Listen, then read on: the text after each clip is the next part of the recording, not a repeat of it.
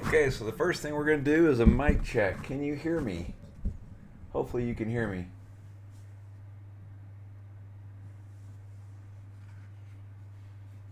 Can anybody out there hear me?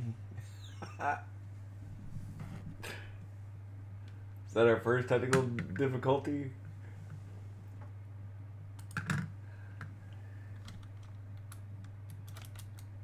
Oh, you can't hear me. Good. Phew. I was getting ready to type. Can anybody hear me? All right. Are we ready for the presentation? Here we go. All right. So, here we go. It's the ball and pattern video, and you notice that I'm not in there because, well, I'm not like other YouTubers. I like to give you that information because that's what you're really here for. So, we're going to talk about the ball and pattern method, and as you see right here is the balls and the patterns. And I want to really give you the foundation of this process because this last week alone, I was able to solve 9 of the biofamily questions that came to me using this and or a variation of it. So understanding this, how it works, the principles behind it, really goes a long way in order to be able to solve things. All right? All right, good, loud and clear. All right, so a couple of things I want to point out.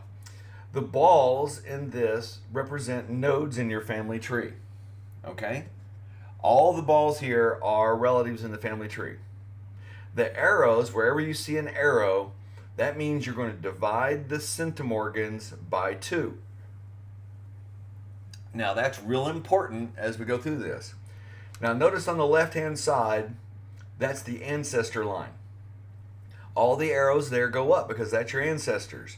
Starts with you, goes to your parents, grandparents, great-grandparents, and on up. All right? So the arrows to the right go down. Those are descendants from your ancestors, whether it be your parents, grandparents, great-grandparents, and further back. Okay? So the arrows, all the arrows in this pattern, they go down except for that one on the far left, and they go up. Those are your ancestors. Those are your direct line ancestors, and the MRCAs will always connect there. No matter what match you have, you're going to connect through one of these ancestors. All right, now you've heard me talk about single path, dual path, and I get a lot of people confused when I do that. So I'm going to kind of go a little bit slower here, talk about this, because that is one of the important concepts for the ball and pattern method. Now, you don't need it on a simple one, but when you start getting into those areas of endogamy, understanding the difference in just calling them an MRCA or a full or a half kinship, in understanding that there's single path, dual path, or triple, quadruple path is very important.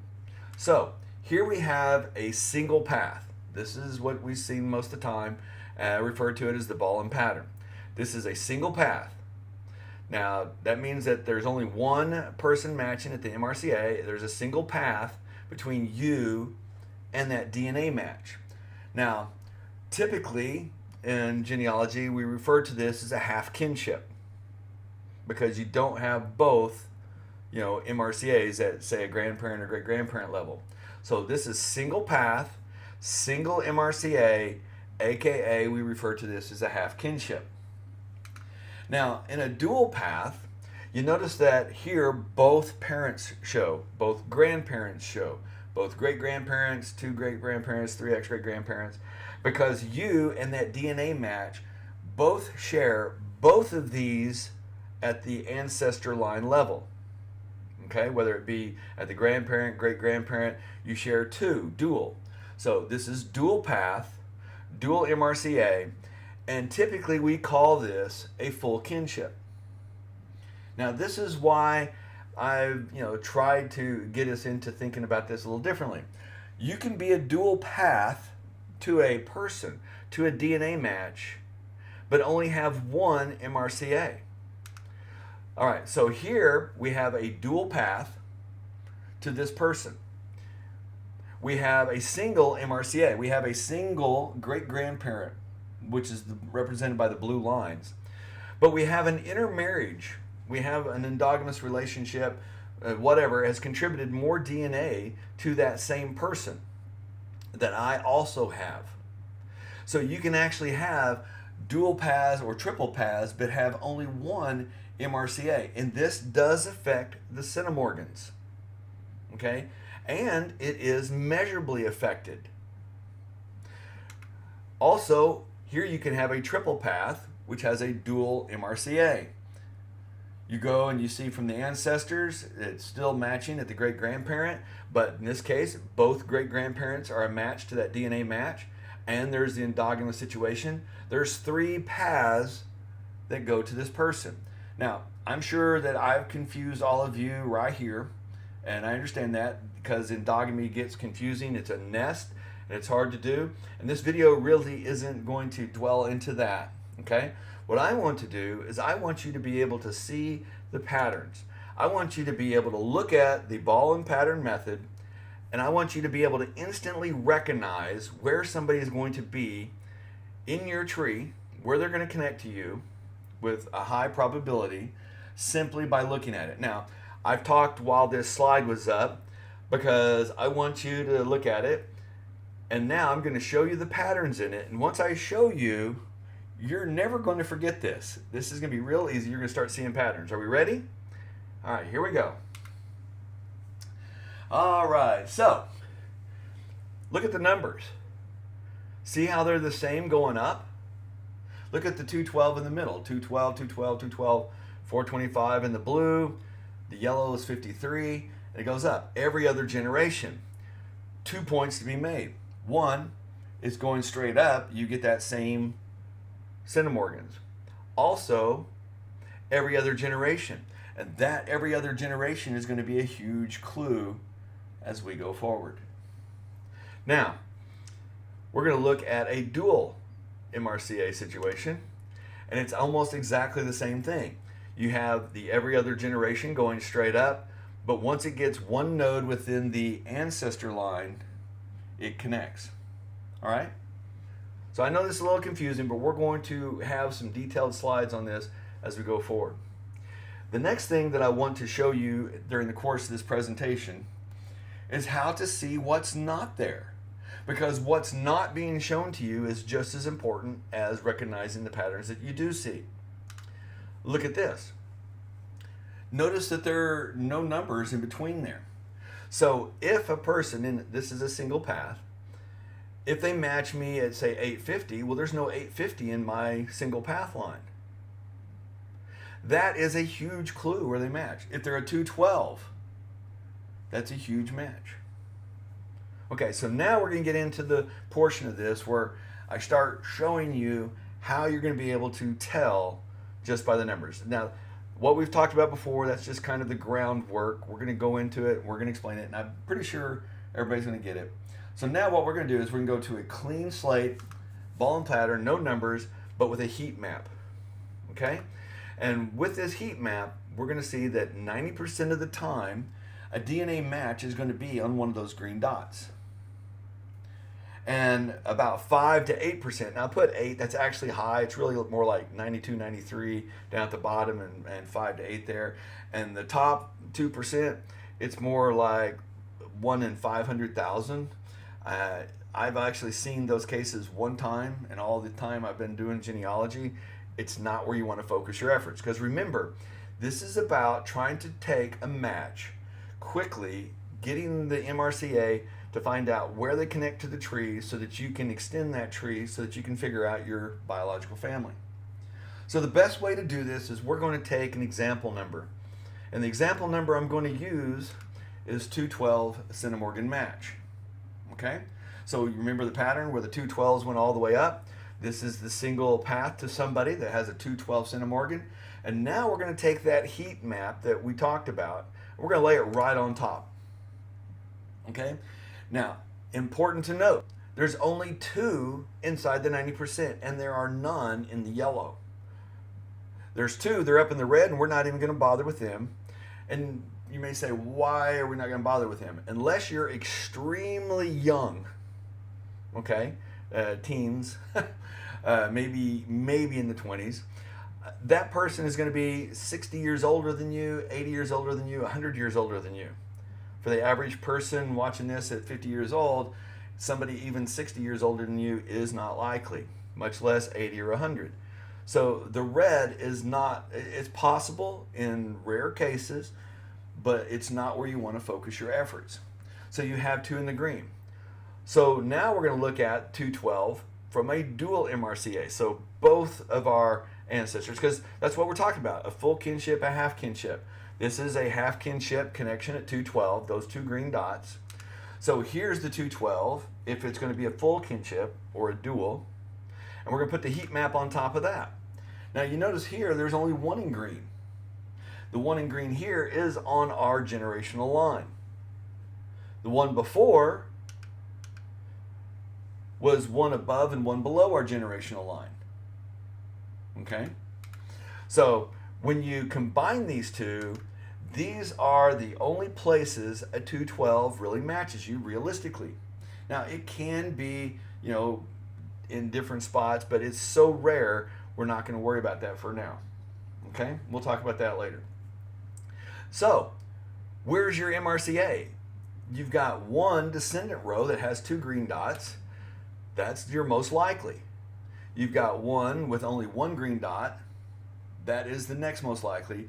And the yellow is possible.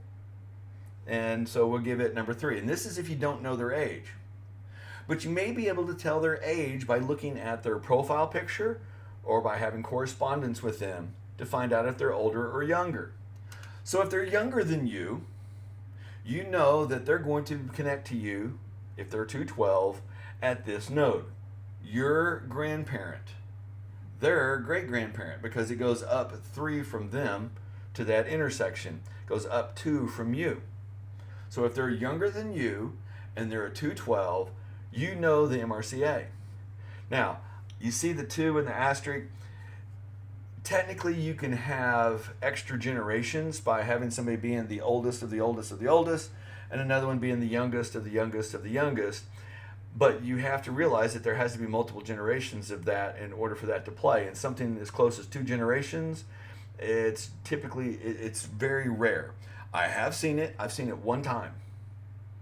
And that's it. So it can happen, but we did mark it with 2 with an asterisk. It's highly improbable. Okay? If they're younger than you, they're where the number 1 is. If they're older than you, well, the most likely is they're in the green dot area, and they're going to be there. That's the number 1 most likely. Number 2 most likely is where the yellow dot is. And technically, number 3 is possible that they would be a generation below you, yet be older than you. It's possible, highly unlikely. Like I said, I have seen that scenario 1 time in all of my research. All right, so if we combine the 3 scenarios, you get this as the end result. And when you remove the extra generation, which is like 1 in 500,000, it's just really not going to happen. You see that the average is 1.5, 1, and 2.5. So that tells you right away that if you have a 212 centimorgan match with somebody, this is where your MRCA is most likely to be. Now, it can be above, it can be below, but again, we're talking about how to quickly do our research, all right? Because if we're looking in the right place most of the time, we may have to go up and down as we chase down variations, and there will be always that exception that'll pop up in our tree research at some point.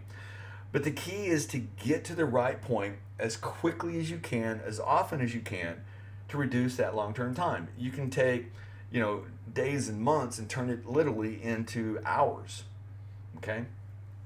So let's take another example. We're going to clean the slate, dry erase, magic dry erase board. All right, so now we're going to go to the 106. So here is a single path. Here's every possible 106. We're going to lay the heat map on top of it, a probability, and you see there's only 1 inside the green. You also notice that the 106 is on our generational line. Now, typically, I like to look and estimate that they are going to be on my generational line. It also does have 1 that's in the 5 to 8% in the yellow, okay? But the key is there's going to be 2 usable dots in this one. Now, this is single path. So if we look at the dual path, we have 3 106 possibilities. And when we put the heat map on top of that, we have 2 that are in the green, none that are in the yellow. So now we're going to combine, once again, what are the 2 that we had from the single path, a half kinship, and what are the 2 we had from the full kinship? These are our possible dots. These are where our possible matches are. Well, now this one becomes much easier. The most likely is obviously the one with the 2 green dots, if we don't know the age. The second most likely is going to be here. So we're not chasing all over looking to try and find out where our MRCA is. We're taking a fast track approach to figuring out where they are. So we're going to start with the surnames at the great-grandparents and try to work up and down. Now, if we know the ages with a 106, this can be easy. If they're younger than you, boom, we know that's the MRCA. It's the only one that has a 106 dot that's younger than you. All right, so now if they're older than you, well, guess what? We know the answer is this one, because both of those dots are the older generation. And again, we have the star because there is technically that 1 in 500,000 deal of the odd generations. It does happen. So you combine the scenarios, you average them, it averages to a 1 and a 1.5. Again, the MRCA is going to be at the great-grandparent for a 106. This is why in the videos you probably hear me saying stuff like 3400, 1700, and then I move the mouse up and I go 850, 425, 212, 106, 53, 26, 13, 6. The reason is because that's where the probabilities lie. Okay? The probabilities are right here. Now, can a 1700 be over, at an aunt or an uncle? Yes. But typically, if I've got a 3417, it's going to fall under the parent. It's not guaranteed to fall under the parent. That's the most likely. It's where I'm going to start. Again, 850, 425, I'm going to start right here. 212, 106, I'm going to start right here. 53, 26, I'm going to start here. And a 13, 6, I'm going to start here. So knowing where to start will shortcut hours, if not days, even months off your research. The main considerations are, what is your matching CMS, of course? That's the number 1. And then you want to look and say, is that centimorgan number, is it on my single path line? When I do the single path, is it on my generational line across the right? And then I want to determine, do I believe that they're the same age as me? Are they older than me? Are they younger than me? Because just knowing that answer can tell you which line it is with great certainty. So just looking at that profile picture, sometimes it'll give you the age of the person on your DNA match list. So if you have either their age or profile picture, you can combine that with the centimorgan number and tell whether or not they're going to be a dual or a single connection. All right? So now what I'm going to do is I'm actually going to show you all of the numbers. So we're going to go 3400, 1700, and we're going to show you the heat map. And in this heat map, we're going to show you all the possibilities. So if they're a 3400 match, you've got a parent-child relationship. 1700, remember when I talked about it's probably under the parent, but it could be the aunt. Notice the darker shaded green at the aunt. Okay? Now I also, remember this is ball and pattern, so I want you to see the patterns as they evolve. Watch that bottom dot. Now there is one in the orange because your grandparent can be that 1700. And remember, every time you do an arrow, it divides by 2. So you've got that orange dot in that 5 to 8%. And watch that orange dot in the ones below in the green. And you're going to notice that the dark green on the far left, every time we move over, all we're doing is moving that column. Remember the columns we saw earlier? You're moving that column over 1. All right? See how that dot moved over? We went to 850. That dot moved over, and so did our orange dot. Now here, our orange dot's going to stay the same, but we're going to flip those 2 dots as we go to 425. Watch this. Okay? The orange dots stay the same. Now I'm going to go back to that. Notice here, we put the tree on where the most likely MRCA is. We've got 2 green dots there. When I go to 425, look, the 2 green dots are still in that line with 1 dot on the other. And as I go to 212, I move the tree. Now there's 2 green dots in that one. It's a higher probability. I don't know their age, so I'm having to estimate. And so this is all about reducing the amount of time to get to your answer. So we come here, we have a 212 match. We go at 106. Again, the two dots on the left moved over, and it kind of flips based on where that orange dot is. Now we're going to move it again, so that orange dot's going to flip with it. Okay, to 53. We come over to 26. It's going to flip one more time to 13, and over to 6. Now, after a while, you're going to just see this. And you're also going to be able to look and say, okay, if a match is my age, they're on my generational line. Okay? They're my age. I know that if they are a single path connection, their centimorgans are going to be 1700 or 425 or 106, 26 or 6. Now, those are huge gaps in between there. So it's not like you're going to I wonder if they're, we share one grandparent or two grandparent. You can really take that guess away. Because, we're talking about, okay, what's the difference between a 425 and 850? That's kind of confusing. But a 425 to a 1700, that's not very confusing. That's a pretty huge gap. So you're going to be able to tell, are they single path or are they dual path by that number? Now, I also want you to notice that I labeled the single path in red and the dual path in blue, because this is if they're the same age. If they're older or younger, a generation above or below, all you do is you flip these. The blue will go to the left to the single path, the red goes over to the right. Remember how the patterns were flipping down below when we were flipping across the chart? Okay, these are going to flip. So if the match is older, all we're going to do is we're going to remove that 3400 from the dual, and we're going to flip the numbers over. So all we've done is on the single path, we remove the 3400, all the rest of the numbers stay the same. If they're younger, we're going to do the same thing. We're just going to remove the 1700 from the right. Okay? So after a while, you're going to be able to just look at the numbers, and you're going to be able to tell, are they a single or half kinship? Are they a full kinship? And what's the MRCA just by looking at that? All right? So we're going to kind of talk about a little bit in kind of a side note. That's the core of the presentation, but I want to talk about a side note. There are some anomalies that come up, and they're not going to fit these numbers exactly. So you're going to have, say, a 212, but they might be a 247. They might be a 198. And typically, what we do is we say, well, that's because DNA doesn't split evenly. You get more from one and less from the other parent. The truth of the matter is, you get 50% from each parent. You don't get 50.1 and you don't get 49.9. What happens is we measure things differently. All right? So here, this is from the iSoggy wiki, and it shows you in the third row, okay, in the first column, 23andMe, they measure 630 autosomal SNPs, SNPs, all right? And that's what we're really measuring to get our centimorgans. We're measuring those SNPs. So they measure 630,000, family tree DNA, FTDNA does 612,000, Ancestry does 637,000, MyHeritage 702,000, Living DNA 760,000. But there are approximately 5 to 10 million, depending on whose numbers you believe.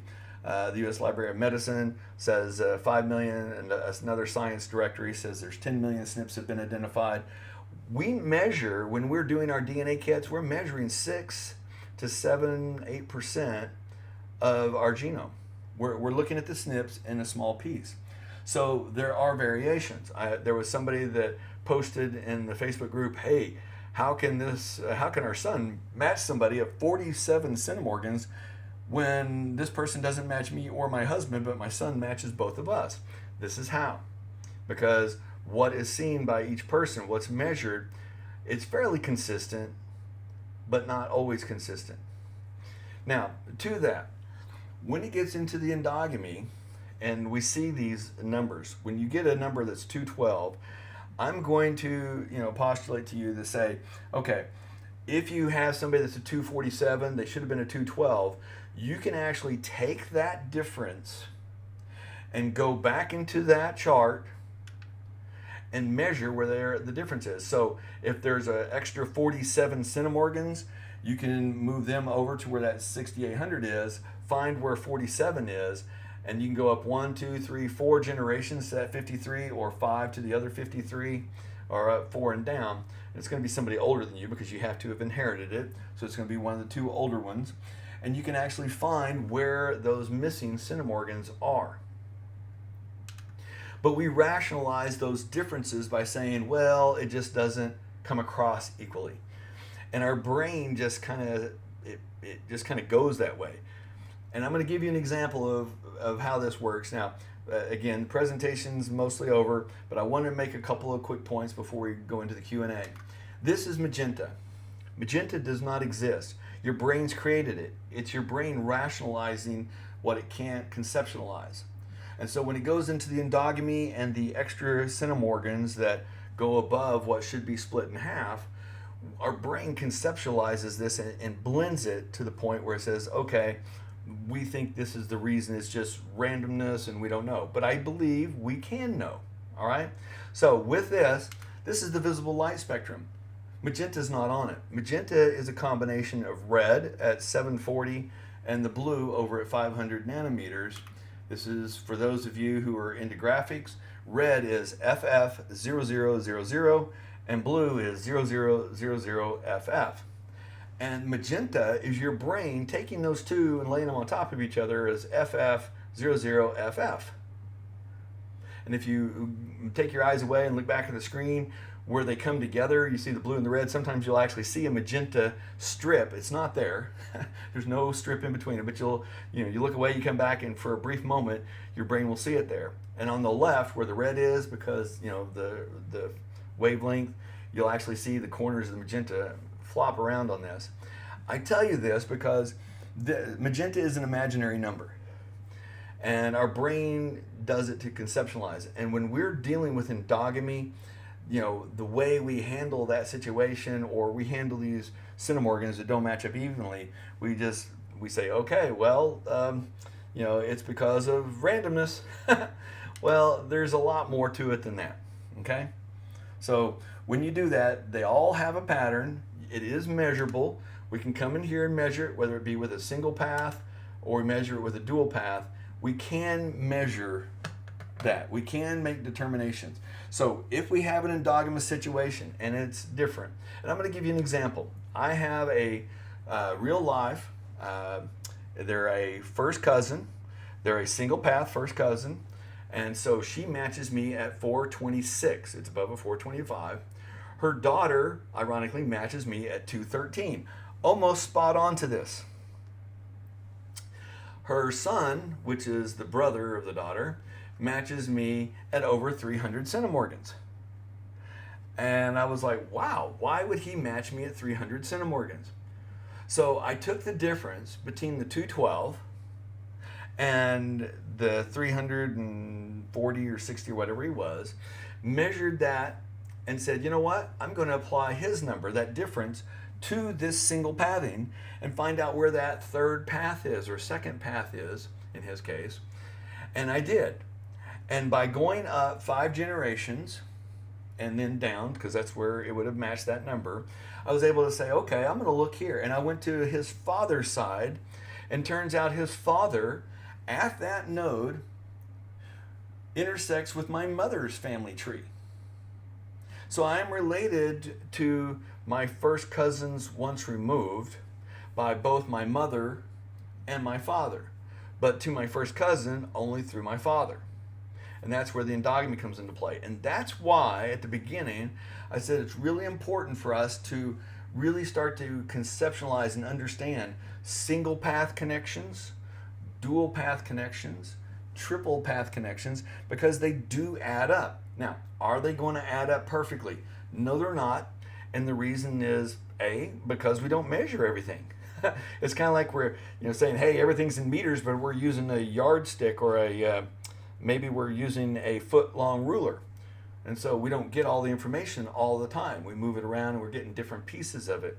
It's pretty consistent, as long as we're measuring always with a ruler, we're pretty standard, but it can kind of go, all over there. So that's how endogamy can come into play. This is how you can use it to look at those numbers 3400, 17, and etc. like that heat map. You can go back, check this video out, pause it on that number, and then see that until you get the hang of it. Or you can just remember, as you're counting up 3417 and 5425 as you see me doing the videos. And that tells you that's where the most likely MRCA is. And then also, if you have endogamy, you can take a single path, start looking for the missing centimorgans, and fill it in. All right, so we're going to go back to the beginning of the screen. We'll go back and see if there are questions that we can to do here. So let's see what we got here. We've got some questions here. Let's see. Yes, can hear you. Gloria, MRCA, most recent common ancestor. I'm knee deep in endogamy. Yeah. All right. So, what would you like to hear? Open up for questions. I don't know. I guess I could turn on the camera, but I would challenge bad hair day, lady. It's because I didn't prep my hair. Anybody have any questions on it? And I know I have to pause because there's actually like a 15 to 20 second delay. It's give me a chance to get a Dr. Pepper sip while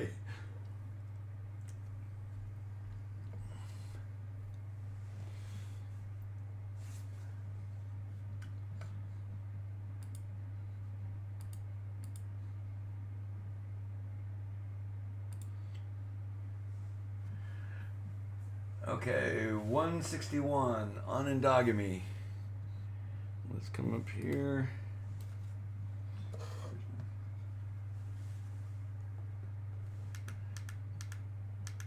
Let's see, 161. 161, okay, so that's going to be between a 106 and a 212. Typically I find that it's really normally a 106 with some endogamy, and what'd you say, a 162. So we're looking for something on top of the 106, so maybe like 56. Well, you see one of the balls is a 53, so you're looking for probably an additional 53. Tells me they're probably a 106, which means if they're a single path 106, they probably match you with a great grandparent. Let's see, my kids have a shared match. One share is 428. Okay, so that's there. The other one share is 174. One share is 365. Probably 2 generations different between them. All right, so the 428, that's, as you can see here, on a single path MRCA. 428 is almost spot on to a 425. I would say you're looking at probably a grandparent of yours or theirs and a grandparent of that match. Now, the 174 and the 365. Now, that tells me, so the lowest one there is a 174. The 174 and 365, even that 428 could be really a 212. Okay, and so when you say that there's a generational difference, if they're younger because they're kids, it's probably going to be their great-grandparent and the intersecting person's grandparent, as you can see. And with that, you probably have maybe an endogamy situation where that additional, that bumped it up to 425, it may not be a real 425. It could be a 212 because you've got that low one, or it could be just that one is lower and they're all a 425. So I would probably look with the grandparent first and then next with the great-grandparent. All right, let's see, man, overlapping heat map on balls without numbers.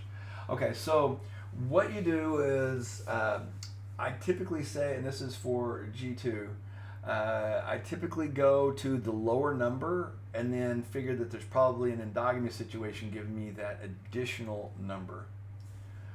See, I have a match on my half-first cousin at 168 for June. Yeah, a match, a half first cousin, once removed. So that would be where the 212 would be, and you're 168. Okay, so that's not too unusual. All right, let's see, Betty, I'm going to need to review. Probably me too. I'm going to watch this and be embarrassed. I'm sure I misspoke at least one thing in here. That's the trouble with live streams. But we get to ask questions, and that's the great thing, because I want everybody to be able to ask their question and be able to do it. If I'm having trouble understanding this all today, which of your presentations go back to review the basics? Well, on centimorgans, it depends on how far back. For people that are new, I would say there's a playlist in channel that's Finding Your Biofamily, which takes it from the centimorgans to MRCA, goes to clustering, dirty trees, and basic triangulation. And then it does get into the ball and pattern some.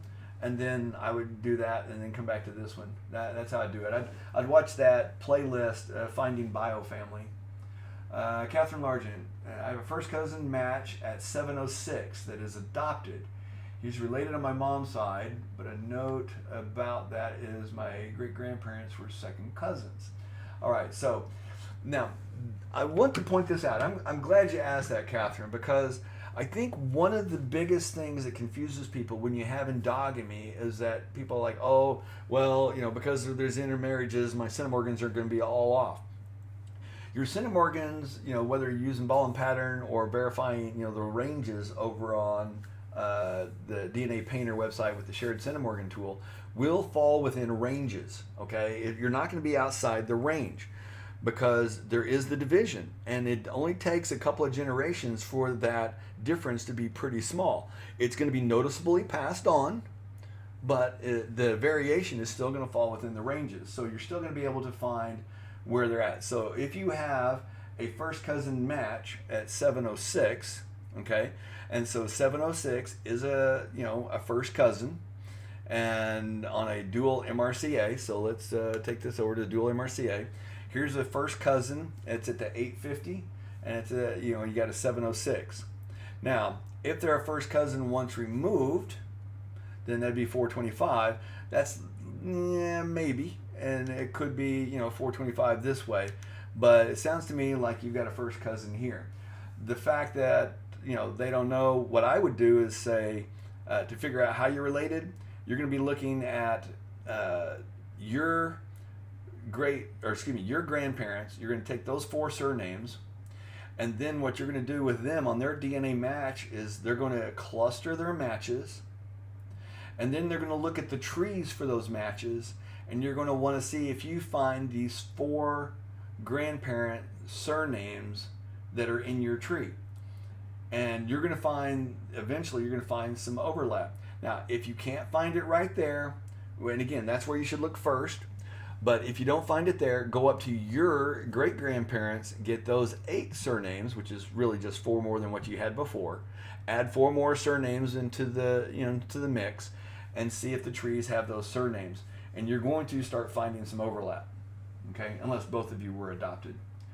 How can you purchase the bubble chart? Well, I'm going to actually put on the Facebook group, I'm going to put the presentation and the slides, and you can get it and print it. I think what a lot of people are going to want to do is get it and print it on a regular white sheet of paper, or maybe even a larger sheet at one of the print shops, and then laminate it, because then you can use your dry erase and work all the different things. It's not for sale. Everybody can have it free. Are you recording this so we can review it yet later? Yes, I believe I did. Let's check. Yes, it is recorded, and I will put this out on the website, or out on YouTube. It'll go live there, so it can be rewatched. See, I have a known second cousin that matches me at 234, and is the same generation. They're a second cousin, 234. A second cousin, 212. That's right at the second cousin level. I would say they're spot on. Now, that's a great question. Who asked that? Susan C. Drexler. All right, Susan. Honestly, because it's 234, if we go and we start realizing that it's not as randomness as we said, and you really want to kind of put your hand in the grinder because, well, you just like doing that, You could take that 34 centimorgans and the 234 and subtract the 212 and get yourself 22 centimorgans, which takes you out there somewhere at the 2613. And you're probably going to find in your ancestry and in their ancestry, if you do their tree out, 6-7 generations, and your tree out six or seven generations, you're going to find an additional intersection as probably, and that's probably where I got the extra amount. Now, whether you want to do that just to find the difference, since you already have the MRCA, you have the most common recent ancestor, the most recent ancestor. So I would probably stick with just that you're the second cousin to call it good. But the truth is, a lot of people are, my grandparents for family number one, they were seventh cousins and never knew it. And so I find this actually more and more all the time. The families are, in fact, I'm helping some people now. Some of the open cases that I have go to endogamy. And so that's why I've started going to the single and dual path. I identify where they are on the single or dual path that I know from the tree, and then I take the difference in the centimorgans and I'm looking for the other intersections to give me more clues. All right, so let's see. Powerful, thank you. Well, thank you, Kathy. I hope it wasn't too boring. It's really weird. I'm talking to nobody here, and you're all listening. I have a first cousin once removed that I share 486 with. Whew. All right, my brother Gary said, not confused about how we're related, just mind-boggling the DNA is so skewed. Answer to what's but a first cousin. Well, yeah, because they base everything just on the centimorgans blindly. All right, so you are a 486 and a first cousin once removed. All right, so that's at the 425, okay? And your brother matches him at a 741.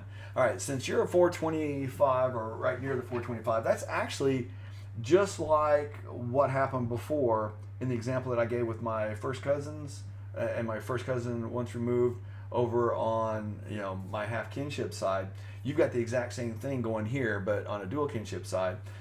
What that tells me is you probably have an endogamous situation, and based on my experience, and I have no science to back this up yet, I would suspect that it's an intermarriage where you share an additional male and he received that extra chromosome measurement. All right.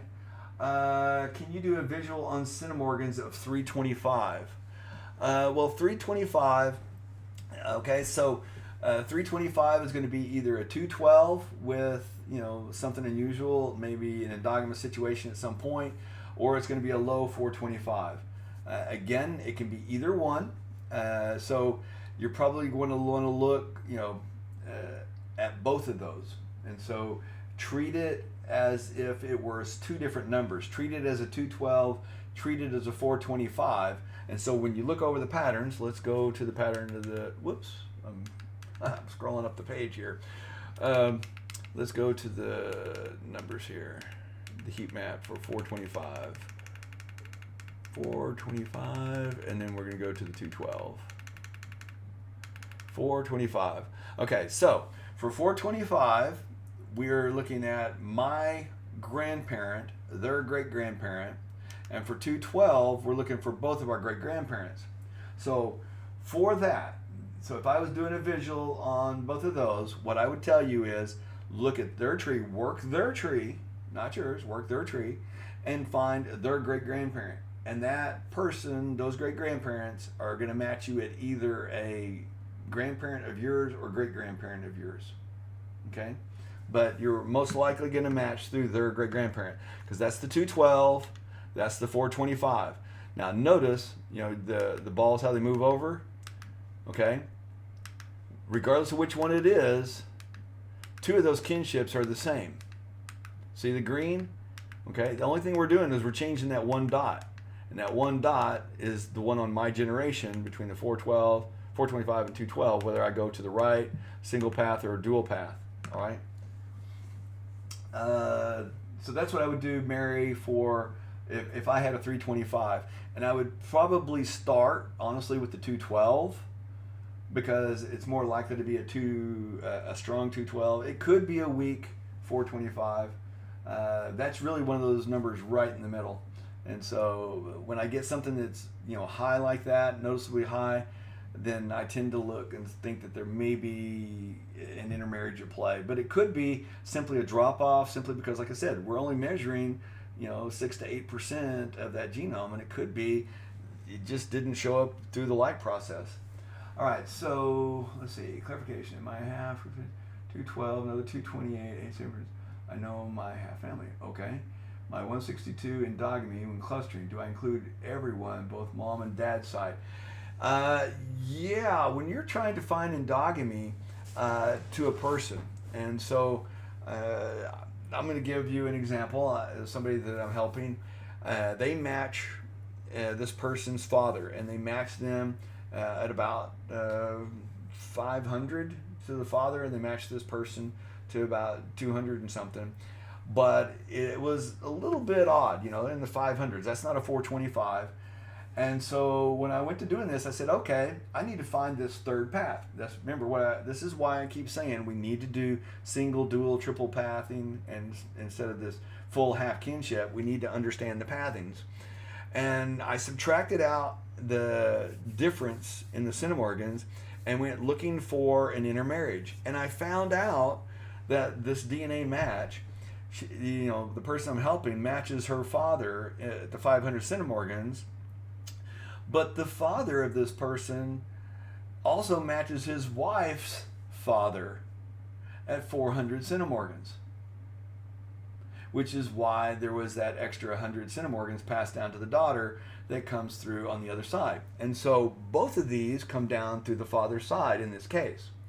So what I would say, Delilah, is it could be, in this case, both on the father's side, or as in my case, with my first cousins, I have, that I found the intermarriage, they're related to both my mother's side and to my father's side.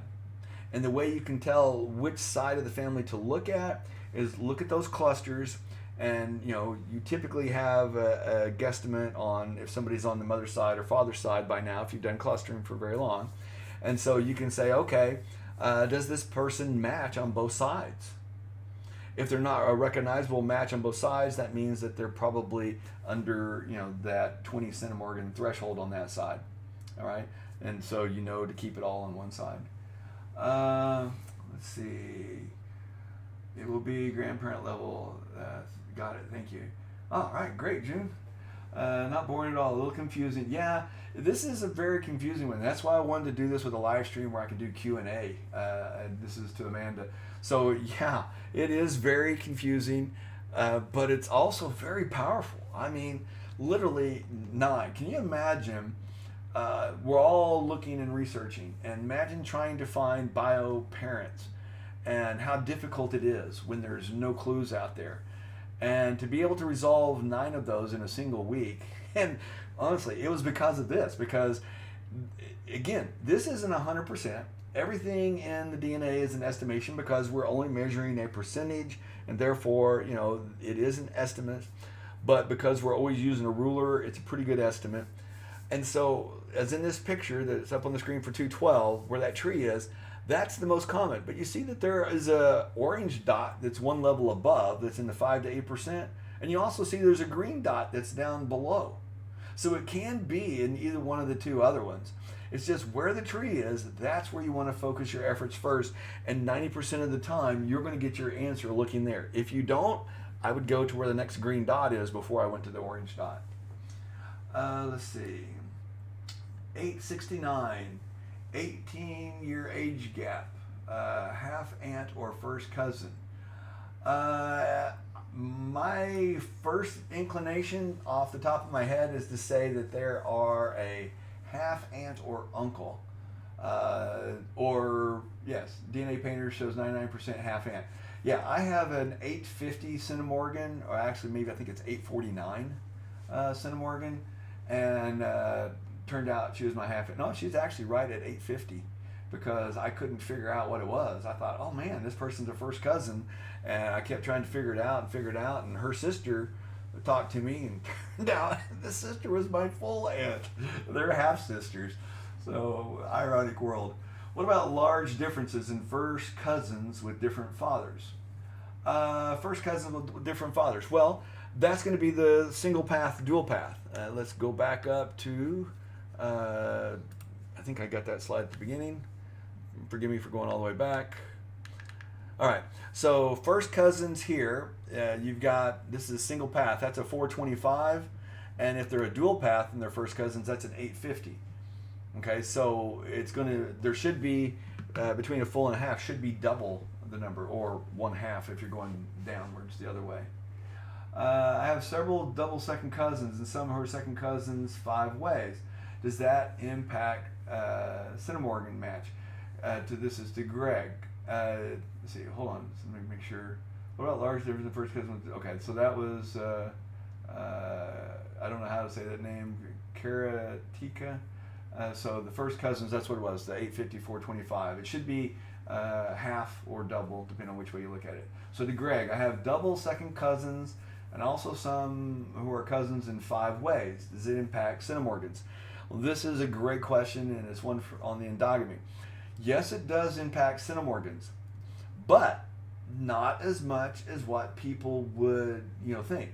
Because, I have in my legit now Brown Bible family, my grandmother was a McFarland and my grandfather was a Brown. 3 Brown brothers married 3 McFarland sisters. All right, and so my first inclination was, oh my goodness, all of them share the same grandparent. All of them share the same parents. So the grandparents of my father, and so no matter which one of these cousins, they're all going to be the same centimorgans. And I would just kind of threw my hands up in the air. Well, statistically speaking, that's your inclination. The truth of the matter is, one line has a noticeably almost double the centimorgan higher match to me. So I have one cousin line that's like 780s, 790s, and then the others from the other McFarland Browns, and they're in the 420s. And so when you have these intermarriages like that, several brothers, several sisters, it's not going to impact it outside of the ball and pattern or outside of the DNA painter. It'll still show in those ranges. And my experience has been, let's say at the shared centimorgan tool on DNA painter, if you have an endogamous situation, it's going to raise it to the high side of the bell curve. All right. Now, I want to point out the bell curve. If you click on any of those ranges, like a number, if it says first cousin or whatever, you click on it, it brings up this bell curve. And when I say inside the bell curve on the high side, it's still going to be on the majority part of the bell curve on that side. When you get down to those little trailing where there's 1s and 2s and stuff, my experience has been that those are more the misattributed paternal events than they are legitimate. I mean, look at me. I thought I was a Basie. And before that a Jones, and now I'm really a Brown. So when I was matching these people in my tree, and they did match in my tree, the Taylors did, because I had them matched at a completely different point in my tree, they were just misattributed. So when people turned in my data, you would look at it and say, okay, then it's over here instead of over there. And that's one of the ways that would happen. Let's see. I apologize, Deborah. I know it was me. This is a very confusing, because we're looking at this sideways. But when I say single path, I know I lost everybody at the beginning because I threw in endogamy. But one of the biggest challenges now that I'm finding with people, and more people that are coming to the channel, is the intermarriages. And so understanding how to get some clues on the intermarriages. When you have a difference, is it going to be exact? No, because there might be 2 intermarriages that add up to that 100 centimorgan difference, or 3. And so it can be out there, and you may have to go further back to do it. And it's hard to go far enough back in our own tree, direct line, much less start nesting it on somebody else's simply to find that intermarriage point. But yeah, feel free, if you got any more questions, Deborah, ask them, because I know that several people that I've done this with, when they were doing this, some of the people that I helped, they were like, wow, this was easy. The ball and pattern, it fixed it. I've watched the ball and pattern, but it was confusing to me. And so now that you've done this, yeah, and they gave me some great advice, and this is for you, Gay. Gave me some great advice on how to tweak the charts and how to show it a little better. And I'm sure over the course of this year, based on the feedback from you in particular and others who I have still left confused, I'll be able to, polish this up a little more, and hopefully by the end of the year I can make a good presentation that everybody can just see it, understand it, and use it and find the answers. Let's see, same mother, different father. One matches me at 901 and the other 6. So I'm assuming, let's see, okay. So a 901, same mother, different father. So let's go to the single path. So because you're going through one single path. 901. So that's, are they older than you? This is the to Fakaratika. Are they older than you? If so, I'm thinking you're probably looking at half aunt, half uncle situation. It could be you're looking down at the 425, but with, well, not the 901. The 901 is definitely going to be at the 850 level. So your 850 pattern is going to be, let's go to the patterns. 850. So your 850 is going to be in one of those 3 green or in that orange, or where the tree is, if one of them is an ancestor. And then the other one is a 689, which could be a low 850, could be a high 425. You see that the orange and the green, the left green, are the same on those. So I would probably look at those two. And since the green one is there, I'm thinking that you probably intersect at a grandparent, potentially at a great-grandparent level. All right, thanks. This 234 cousin is on my maternal side. My bio dad was adopted. Thinking, see, all the matches seem to be linking to my groups. There may well be some endogamy. 234, that's pretty close to a 212. The endogamy is going to be way back. Nothing that's really going to help you right straight away in finding your answers. I would just simply focus on the 212. Let's see, I have a match at 16 who is not the same race, so our MRCA is a single line, a 16. Well, a single line 16, we'll just look at all the 13s. So they're probably a 13, okay, which, see the tree at the top, that's most likely the 3rd great grandparent, or here, there's 2 green dots here, it could be 3rd great grandparent. So you're looking at a match at the 3rd to 5th great grandparent, most likely. Let's see, who was that one for? That was Judy. So yeah, Judy, I would think that they're at a minimum of 3rd great grandparent to 5th great grandparent. Let's see, the next one. I didn't know my brother because of an adoption situation. I'd be really confused. We share nearly 60% of our DNA. All right, so you probably, since it's a brother, you probably get a full 50 from 1%, and you probably get some through an endogamy situation. Get that additional 10% or 9% since you said nearly. Do you always subtract the missing centimorgans from the ancestry line? This is Jamie Novicki. No, it depends. If it's really close, I don't worry about it. See, to me, when I have a DNA match and I have my purpose, I'm trying to find a bio family or find my ancestors. That's really the only 2 things I do. So I want to find who are my ancestors, and then I also am trying to help find bio families for people. So if I know that there's, say, like a 234 and there's a little bit over a 212, I'm not going to worry about that 22. It's just going to tell me that, when I do my clustering, I may get some, weird, anomalies, some people that may cross over on my mom and dad's side, or, may cross over some lines. All right, so it's just something to bear in mind. But if I have a 212, I'm looking straight at that 212, and I'm not going to worry about the rest, because once I get my 212, I'm going to build the tree down for me and for them, in order to find out where we intersect. If we're doing finding the bio family, or if I'm finding my ancestry, I've connected them, and now I'm using them in my clustering, and I can say, okay, anybody that matches it here, particularly if there's been a remarriage, I might use them to say, okay, this is that segment. And remarriages are like the best for the clustering. But yeah, if there is a difference, I typically don't mess with it if it's small, but it does help. I mean, it really does help. And if the number's larger, like in my first cousin once removed, yeah, it was 100 points different, and I wanted to see, and it was enough that he actually showed up on my mom's DNA match list. But now, because it was stronger through my dad's, it didn't show up under mom's match on mother's side. But when I looked for his name in specifically in my mother's, it pulled up. All right, let's see. Where are we at here? Let's see, we did James. Okay, if the second cousin matches with a person at 227 and the other at 64, does that have to be dual for one cousin? So this is for Miss ONM. The second cousin match with a person at 227 and the other at 64, dual for one cousin.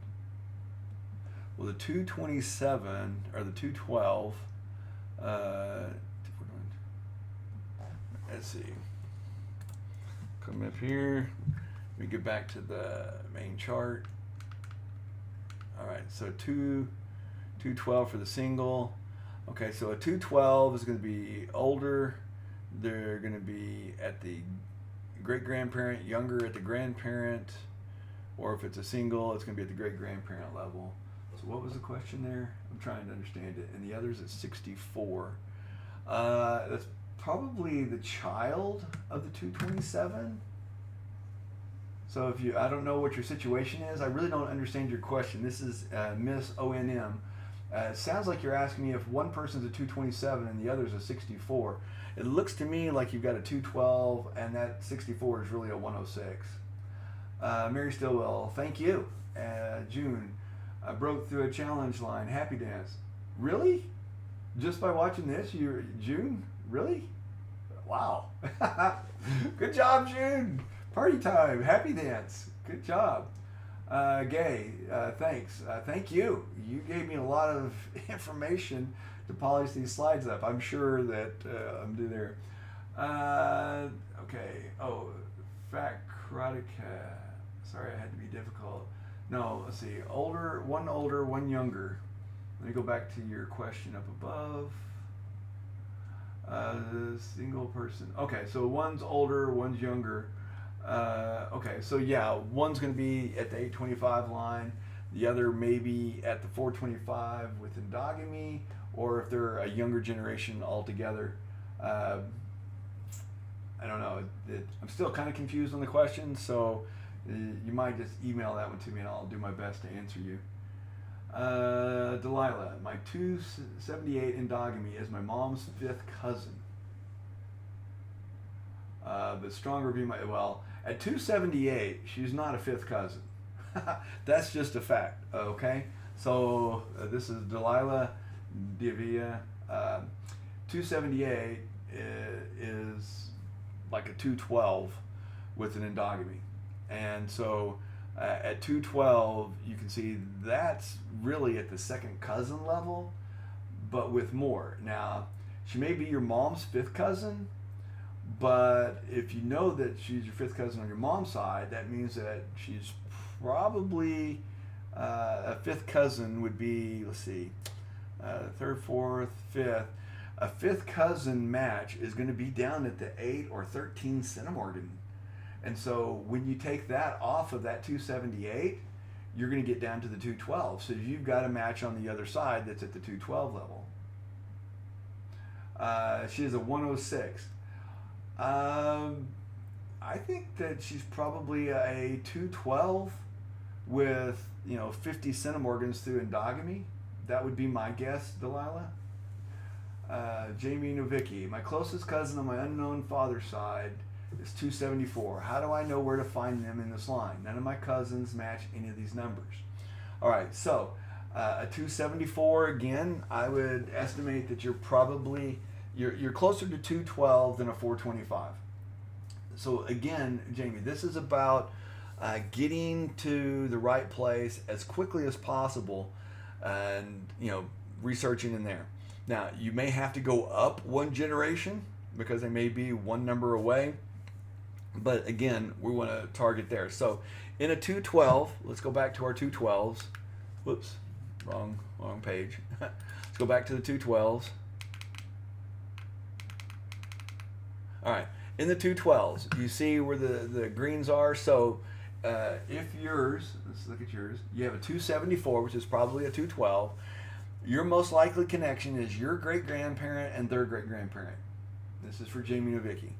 Now, it could be if they're younger than you, a generation younger, it could be your grandparent, their great-grandparent. But notice, in both of those, it's their great-grandparent. If they're older than you, it's still going to be your great-grandparent. Now, there is one over in the 5 to 8. See the orange dot, the third one over from the left in the 8% row on the 212? That one's orange because that's also a possibility. And so it's less likely, but it could be that you match through your, second great-grandparent. But they would have to be 2 generations older than you, and it'd be their grandparent. And I doubt very seriously that person's 2 generations older than you.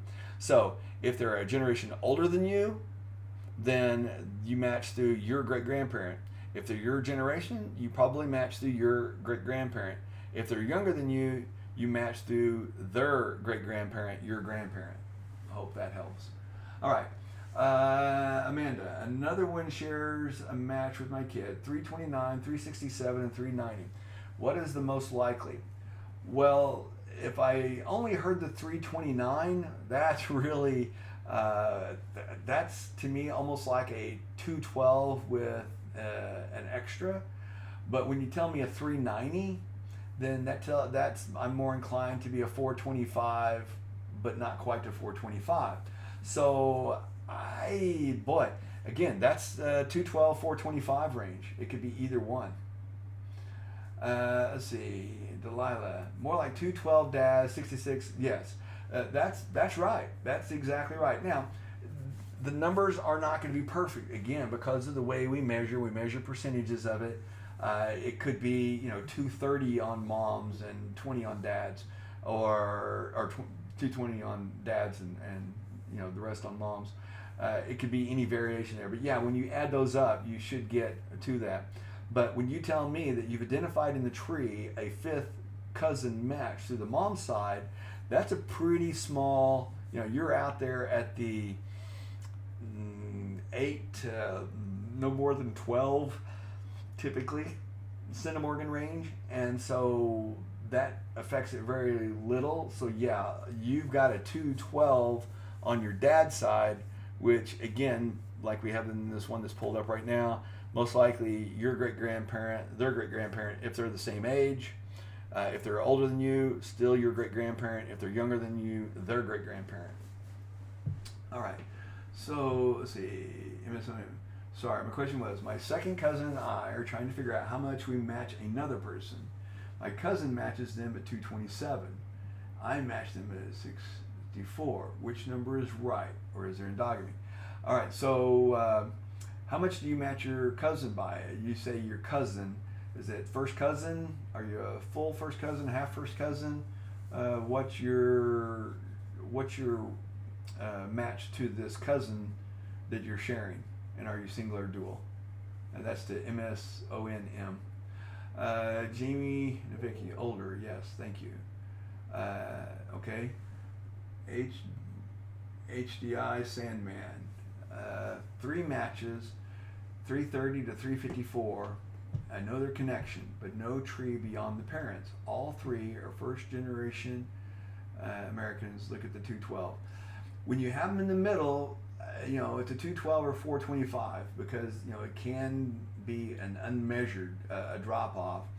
So what I would say to Sandman is I would typically look at the 212, and the reason I also say that is you give me the clue of first generation American.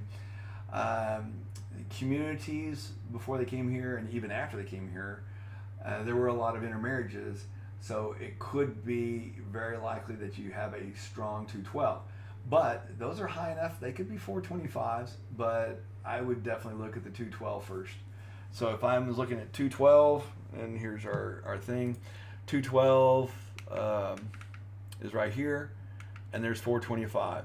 So you're really, the difference you're talking about, see the two green dots in the middle in the green zone, okay? Those don't change. What changes is the green dot and the orange dot to the far left go to the far right, okay? And so you're going to be looking at your great-grandparent, their great-grandparent, same thing as we talked about before. It's going to be right in that area, I believe. Okay, so MSONM, the second cousin is a 316. So your 316 matches you probably at that point, and then they match them also at that point. Trying to do that in the chat, but see this in the numbers. I don't want to flip around all the time in here, but I'm going to have to go back to my numbers here. Sorry. All right, so we got here, you're matching your cousin at a 212, which means you're probably a full second cousin, which means both are the correct. All right, and so your cousin matches them at 227. So I guess my question for MSONM, was there one of your great-grandparents that had a second marriage? Is there a second marriage in play there? If there is, then I would think that that's where they're at. And if not, then maybe, well, if you're dual, so maybe you're not dual. You could be a single path 425 to this cousin. Do you know how you match your second cousins? All right, so 316. A second cousin, 316. That's got to be a dual there, and they match a 212. Okay, so if they match a 212 and you don't, then that means that what you share through your grandparents, great-grandparents, you both share the same great-grandparents, both of them. You're a dual path to your second cousin. You're getting the 67 centimorgans through that path. They're getting an additional amount through their other parent, if that makes sense. All right, so where is the MRCA to a sister and her brothers at 6, 7, and 8? Is it 2? Okay. Okay, I'm looking at Judy's question. Is there more up above? Looking for the rest of your question, Judy. I don't see. Can you expand on that, Judy? It says, where is the MRCA to his sister and her brothers at 6, 7, and 8? You mean at 6, 7, and 8 centimorgans? If you mean 6, 7, and 8 centimorgans, you can see by what I have on the screen now on a dual path, that's the third great-grandparent, and then on a single path, the 6 is still out at the third great-grandparent. So you're looking at third, fourth, fifth great-grandparent and beyond. All right. Well, thank you, Amanda. I hope it was helpful. Any more questions? I think I've run to the bottom of the list. I hope this helped people, and I hope the question and answer helps people. So I guess before we go, what would you like to see as a follow-up? Is there anything, where did you get confused? This one's for Amanda, because you said, hey, this is confusing. At what point did I lose you? And I know early on in that endogamy, and I wanted to turn it off. But I had to include it because it is such an important factor. How can I find out if my grandparents or great-grandparents were married twice? Well, I guess this is to Dewey Jones. To find out if they're married twice, you're going to find you're going to cluster your matches, and you're going to find, does everybody on like your mother's side share both of your grandparents on that side, and do both of them on the other side, do all of your matches, your cousin matches, share those, and is it consistent? And if you start getting matches that aren't consistent to that at a high centimorgan, then you know that there's an extra relationship in play. So for the grandparents, you're looking at, you're going to need first cousins, or half first cousins once removed, or your great grandparents. You're going to need second cousins or second cousins once removed. So you're going to need to cluster those and just look that way. All right, Susan, smiley face, back at you, smile, smile. Okay, great, thank you, thank you. All right, any more questions? If not, we're gonna shut it down, and hopefully it's been helpful. But if you'd like to see something in a follow-up, this is your chance. What would you like me to clarify? And here we go. Last chance to ask a question. We don't see one in 60 seconds. I'm going to take a drink of Dr. Pepper and shut it down and post it for everybody else. I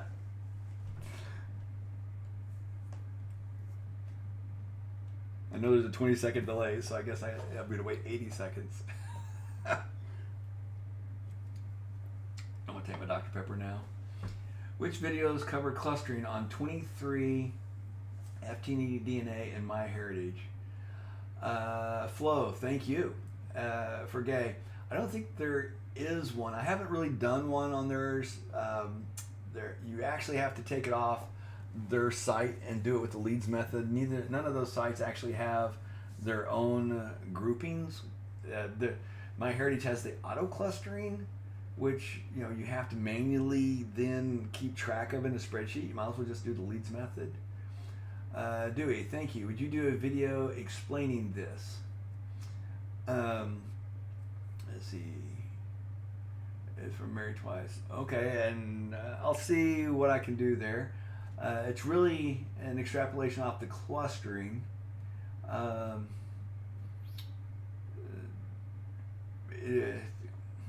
trying to think of how to help you more specifically and quickly, Dewey. Just clustering. You're just going to have to do it with clustering. Let's see. June, awesome job. Thank you, June. Thank you for making it work. And you got to email me and tell me the happy dance that you did. You said you made a breakthrough after watching this, so let me share with me. I like to hear the good stories. Minnesota, thank you. Lynn Otway, thank you. I think I understand this now. Wow, thank you, Lynn. I hope you do. I really do. My goal is to get people to really understand the ball and pattern. It's to get you to the place to look first. And 90% of the time, you're going to find your answer if you're looking in the right spot. It's kind of like finding your keys. If you lost them in the living room, but you're looking in the bedroom for them, you're never going to find them. And so by looking in the living room, and you really search in depth, and you really have a strong belief they're in the living room, you might lift that sofa cushion up and find those keys. Whereas if you're just kind of haphazardly going, kitchen, living room, dining room, bedroom, bathroom, where are my keys? And you keep doing it over and over, it gets really frustrating. So knowing what room the keys are lost in really makes a huge difference.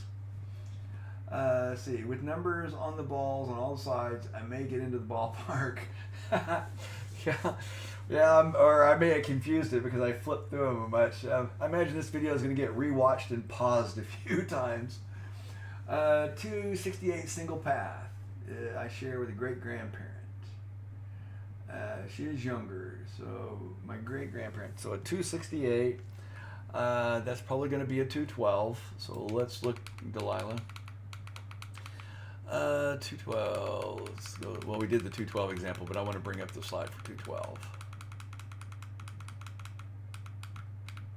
All right. So 212, and you say she's younger. Let me see if I heard this. 268 single path. I share a great grandparent. She's younger than me, so my grandparent or her great grandparent. Your grandparent or her great grandparent. Is that what you said? You share a great grandparent.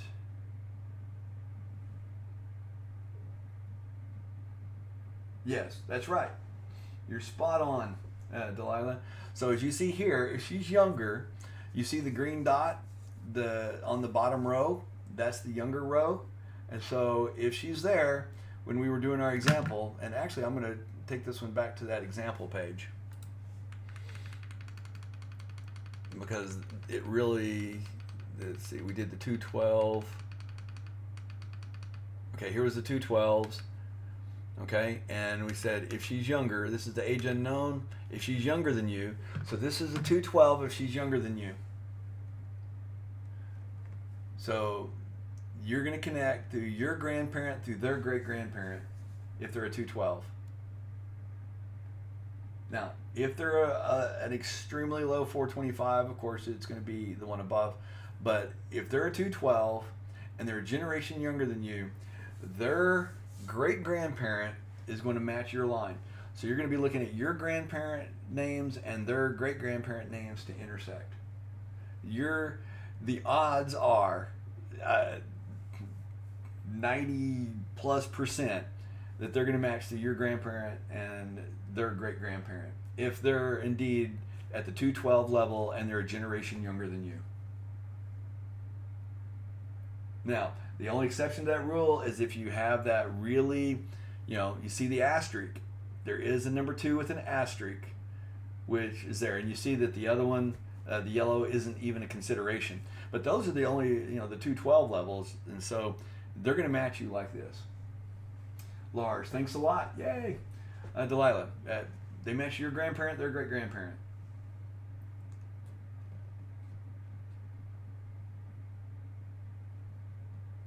Oh, hey, Kathy. It was a good one. Wow.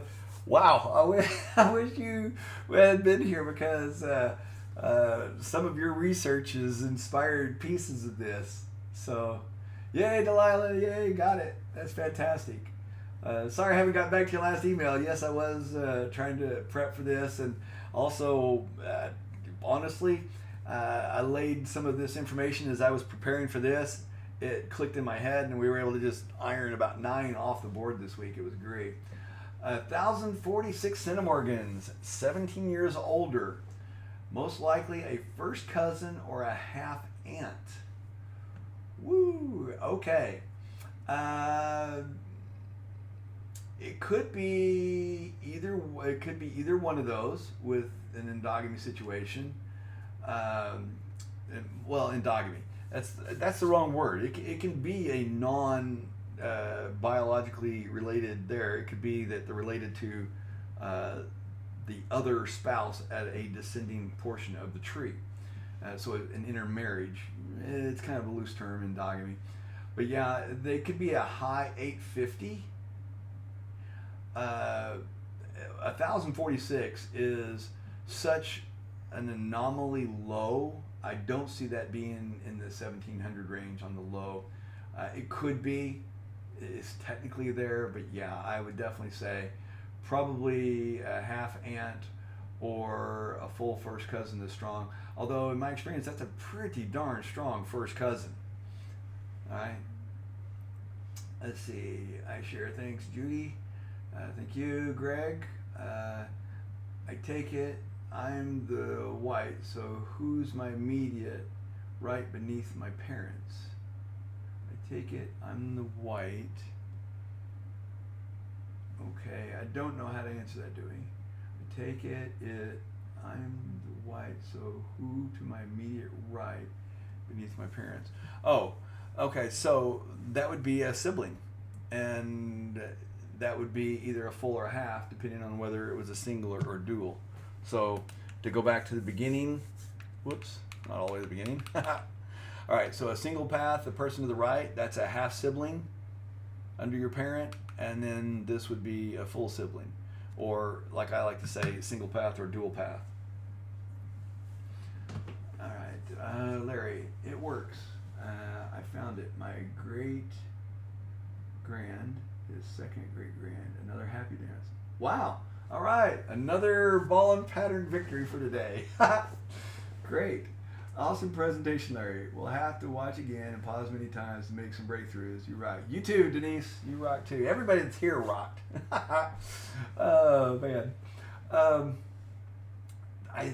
man. Just hearing two people do it, that makes the video all worth it. That's what the channel is about, is helping people do it. Like I said, I know I flip through this ball and pattern thing all the time when I'm, doing stuff on my own. And even in the videos, you catch me going 34-17, 854-12. And Gay called me out and said, Larry, I hear you. I know it means something to you. I don't understand it. And so I realized I needed to back the truck up and say, hey, if I can share this, just understanding the single and the dual path, and really getting to understand the patterns and the missing numbers on my generational line tell me, okay, if it's a 212, they're above or below on a single path, or if they're on my path, it's a dual MRCA. Just by looking at 212, I know how they're going to connect to me. And so that's really what I was hoping to get in this video. And we got two people that have already said, one person said they made second one. So there's been 3 breakthroughs. That in itself, the video was worth it. I have a third cousin on my maternal grandmother's line. He was adopted, but we have discovered the common ancestor. He matches me at 231 and your sister at 142, and my maternal first cousin at 179. Okay, so you're saying he's a third cousin. Let's see, first, second, third cousin. All right, so let's go to the dual. So make it clean. Dual, let's see, third cousin. First cousin, 850, 212, 53 would be a third cousin. Are you sure that's a third cousin?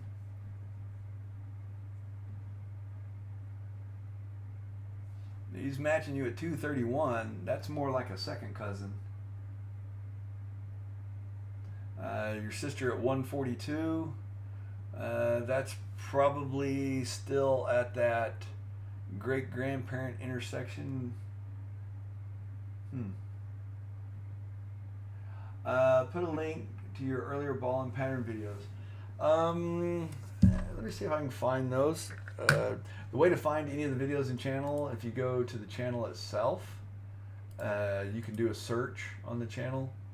And so let me see, ball and pattern, ball, and there's, let's see, centimorgan ball and pattern. There's 2 of them here.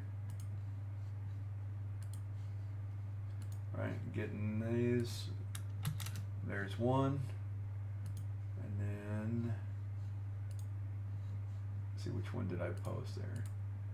The one that ended in W. So then this one's the other one.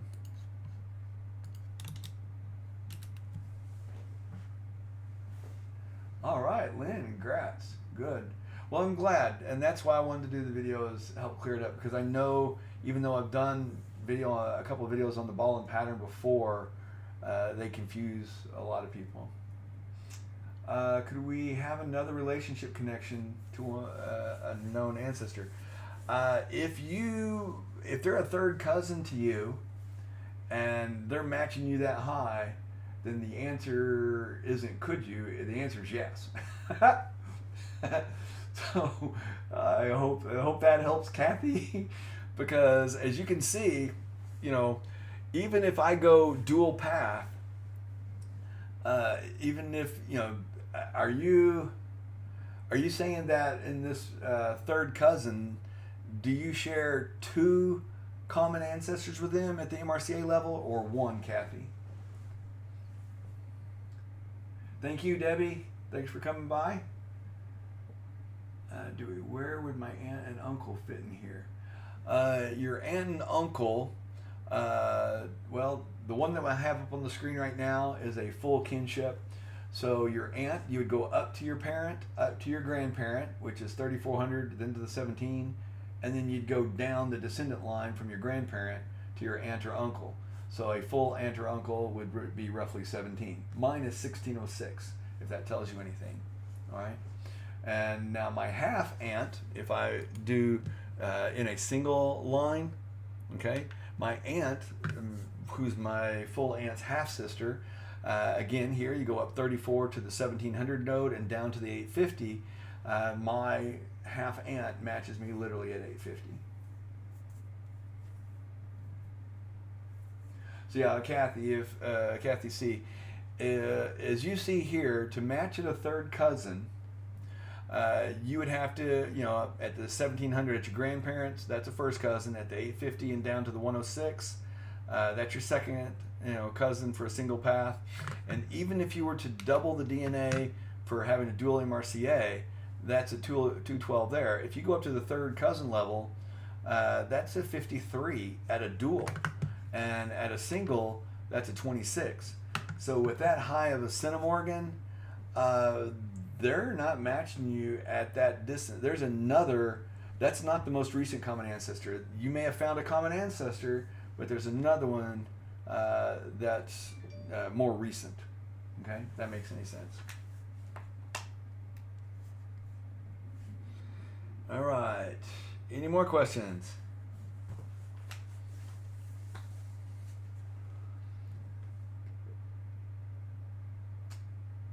I gotta wait the 20-second pause. This was an experience. I hope y'all enjoyed it. It was, I think on the next time I'm gonna do a much lower timer because I turned it on an hour in advance and I literally watched it tick down sitting in the chair. Oh man, it made me crazy. Or I need to maybe like just come on before and do like I do in a classroom. Maybe put myself on the screen and do an interactive live Q&A before the presentation. I think that's the way I'll do the next one. And then flip over into the presentation and have the clock in the corner. And that way I'm not sitting here doing nothing for an hour. Learned that there's a 20-second delay. That was a little interesting. And so I know that anything I say to y'all, I have to wait 20 seconds to see it over there. All right. Closing shop. We're going to put the 60-second timer on the phone here. If no more questions in 80 seconds, then we're going to close down the stream and then post it for other people. And then again, if there's anything that you'd like to see as a follow-up on this, any areas you'd like clarified, just post those in the chat and we'll get to those in another video. Yeah, you watched it in advance? Did you go stir crazy too, June? Because I absolutely went crazy. It's like, oh, tick-tock, tick-tock. It's like watching a water pot boil. I wanted to start the presentation, but I knew a lot of people would be doing the time. And I wanted to be mindful by doing it early so that people in other parts of the world, maybe Australia, I didn't get to see Advanced Order in here. I was looking for her to be in there, but yeah. Already read it, Jude. Can't take it away. All right. Good luck on the clustering, Stacy. Hey, before Stacy, when you get yours clustered, and then you take this ball and pattern, you're going to be able to tell not only which one it is, because you may have multiple grandparents. Once you do clustering and you put this ball and pattern on top of clustering, oh, it's incredibly accurate. You start getting to your stuff quickly. So yeah, by all means, you should do the clustering first. But then when you do the clustering and you get a centimorgan match, you're going to know where to check. And now you're going to know exactly which line to check. You're going to be able to filter by color and then put the number on top and get it. So yeah, definitely. All right, so like learning to play piano, practice. Yeah, that's probably true. The same thing on my end. The master of DNA. I don't know about the master of DNA. I just slugging through it the hard way. I just learned I learned shortcuts, and I know not everything is 100%, but I'm not trying to be 100%. I'm trying to help people find answers. So I like the Google mantra: fail fast, fail often. Find the solution quickly. See, you're an only child. If I'm an only child, where do my parents' siblings fit in? All right, so whether you're an only child or multiples, your parents' siblings will be your aunts, uncles, which will be, if you're looking at what's on the thing now, you go up to the grandparents and down one, and that's where your parents' siblings will be. And whether it's a full sibling of theirs or a half sibling, will determine whether or not they share both of your grandparents. So you want to look at your grandparents. Hope that helps, Dewey. Worked on another page. Kathy, thank you. Thank you. Jenny Pack, thank you, Jenny. Tanya Hawk, Larry, I'm new with all this. Which of your videos will I watch first? Tanya, I would recommend, there's a playlist in channel, and it is how to find your bio family. So let me see if I can pull up that playlist and give a link in here, because that's the second time somebody's asked that, and that's definitely the place to start. So right here. All right. Whoops. Probably need to pull that up. Right there. All right. So this should be the playlist, and I recommend for anybody that's new to do that playlist. It starts with the word, the term centimorgans, because that's confusing if you're brand new. It also goes to MRCA, which we run through it all the time. It's even on this page, MRCA, which stands for most recent common ancestor, which is a big deal. So going that playlist, it'll start out with the term centimorgans, MRCA, it goes to clustering, how to make micro trees and triangulate, doing the ball and pattern, using some Watto and DNA Painter and some other tools, and get you to the point where this video should just be the next evolution in that. Let's see, Stacy, good. Trying to break down a wall from her third great grandfather. All right. Well, yeah, the ball and pattern is great, and like I said, if you do the clustering on top of that, then once you have the centimorgans, it really makes those walls come down. How do I become a member?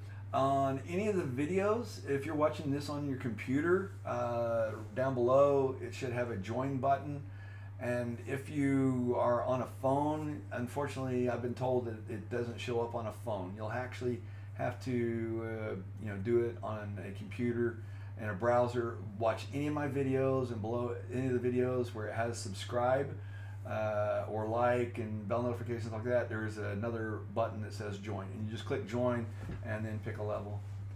Your videos have taken me farther faster than anything else. Well, thank you, Amanda. I'm glad. That's what the channel is all about. I wonder if we got any subscribers here. I didn't look. We had 99.90 when we started. 99.91. So we're 9 away from 10,000. And as Bad Hair Day Lady said early on in the comments, she's like, I remember when 100 was a big deal. Yeah, because when I first put out the first help video, I really was just, I was shocked there was 100 views.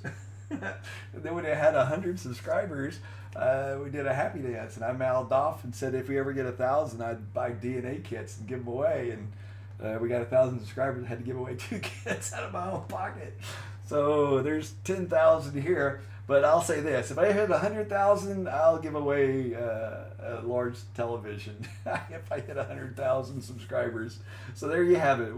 This video will be in channel as a memento of that.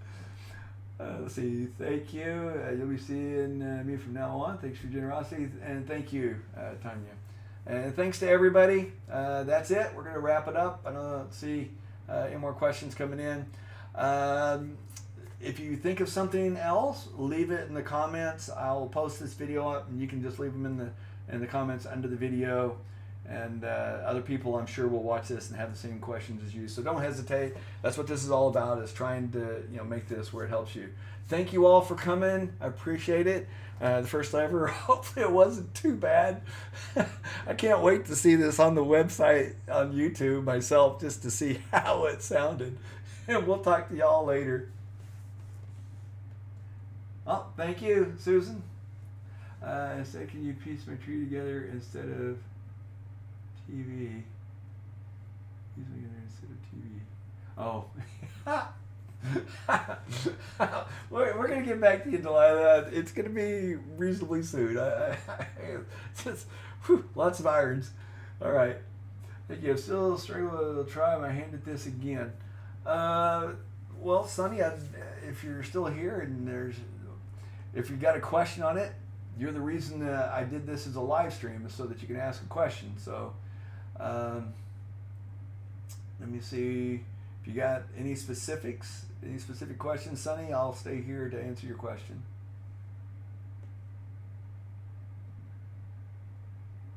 And I know there's a 20-second delay. So, bye, Debbie. Thank you for coming.